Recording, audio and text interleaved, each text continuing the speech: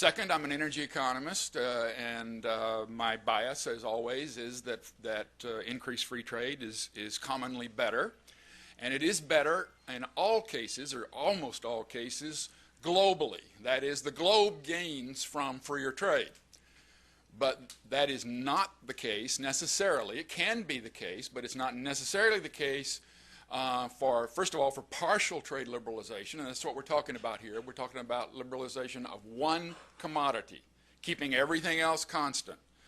I come from Purdue University, where the Global Trade Analysis Project is headquartered. If you go to our website, you can see hundreds and hundreds of studies that show circumstances in which regions or countries do not benefit from freer trade. There's absolutely nothing in economic theory that says everyone wins in all circumstances from movements towards freer trade. It can be the case.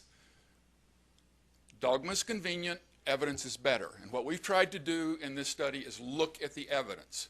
The biggest difference between the studies is that we get very large natural gas price increases, 16, 41, and 47% for the three cases.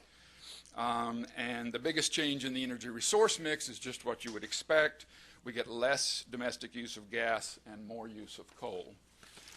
This slide shows the price increases we get for natural gas. This one shows just the 6 billion cubic feet per day case. It's $1 to $1.50. Even the 6 billion cubic feet per day case is higher than the price increases that the nearest study gets.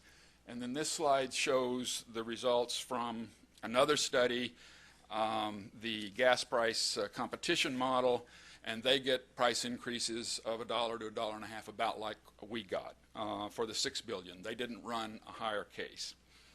Conclusions, as I said earlier, whether the gains are small positive, small of small positive, or small of small negatives is not the key point.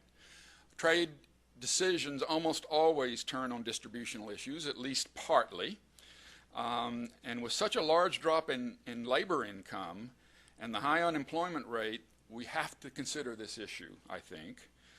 Low levels of natural gas exports don't have much of a negative impact in our analysis.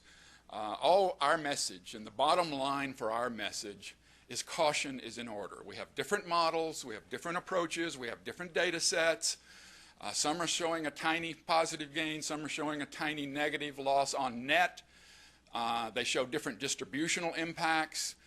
We need to be cautious before moving forward because we have more to learn. And if we went really large, like some suggest, we could be in the Australia situation, and a friend of mine, an Australian energy economist, has called the Australian economy today a two-speed economy. You have the natural gas sector running at one speed, and you have the manufacturing sector in depression. So we just need, our message is we need to look at this and consider this very, very carefully. Thank you.